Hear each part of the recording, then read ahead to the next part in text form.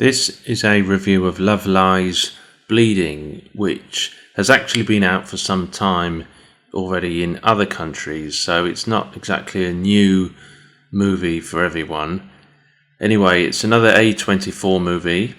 Direction and screenplay by Rose Glass, a British director who also directed and wrote Saint Maud, which is actually one of my favourite movies from this studio. Honestly, I didn't think of that movie during the watching of this one, but now I start to think about it, there are some nice similarities, which is to be expected. I mean, one of these is the cinematography, and some elements also perhaps of magical realism.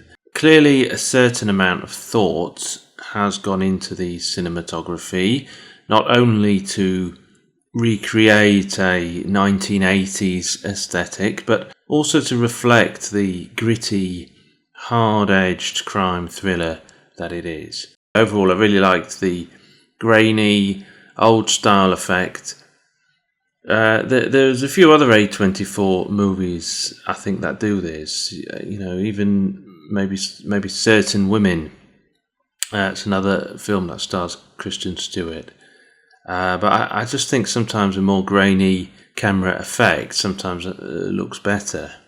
It might just be like a nostalgia thing, having grown up with these sort of ex-rental VHS videotapes where you'd get a trailer for some kind of movie, like Field of Dreams or something. Unbelievable. It's more than that.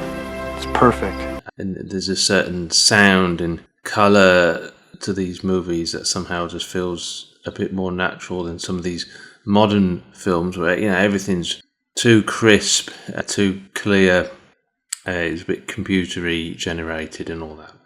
Anyway, the opening scene here is really nice. You get this kind of Rocky or even Rambo style montage of Katie O'Brien's character living rough and working out under a bridge, and then this great scene in the gym, just sweat and muscles, close-ups of all this. It's fantastic. And honestly, it was tough for me to watch because I recently injured myself in the gym on one of the machines that the character Jackie is using, and it just made me want to really just get up and go straight back to the gym, but I need to heal from my injury.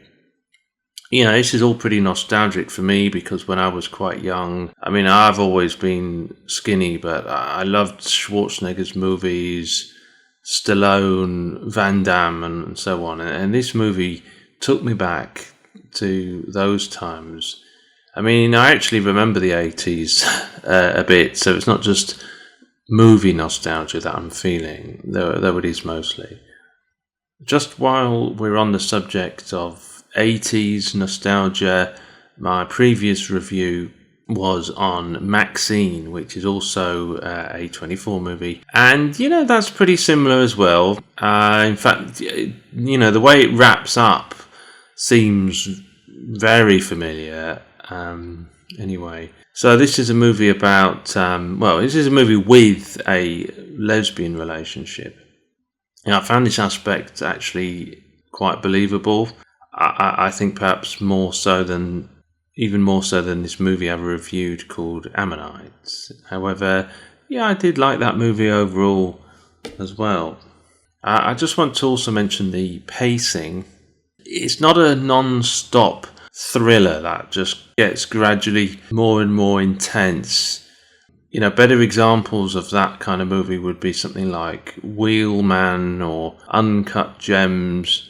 But I mean, the pressure and the desperation is building, and quite quickly gets going as well. So it's perfectly fine. I mean, at one point I felt like it was kind of dragging its feet a bit, and I sort of thought, oh, come on, let's keep it going a bit more, get things going. But, I certainly wouldn't call this a slow movie. There's always some new trouble just around the corner.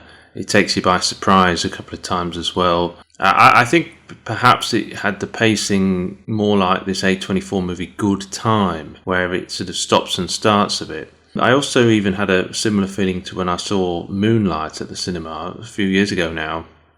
Yeah, I mean, it's an A24 themed review this, and again, that could be more down to the cinematography, and that's also set in the 1980s. We keep talking about the 1980s, and that's another modern film set in the 80s. Anyway, if you haven't seen this film yet, then I would recommend it. Like I say, it has been out for a while in other countries.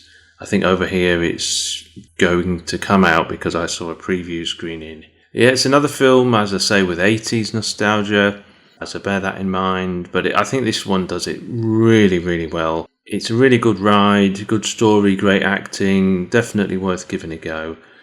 And, the bits I liked most were the muscular scenes, and some of the weirder, more fantastical moments were perfectly good as well. As always, feel free to post your opinions in the comments. I did get quite a few comments on the Horizon video that I did, and we're really looking forward to continuing that discussion as we await the second part of Costner's epic saga that he's trying to put together. But anyway, if you like the video, then click like, please, and also subscribing would be fantastic. Thanks for watching. Bye-bye.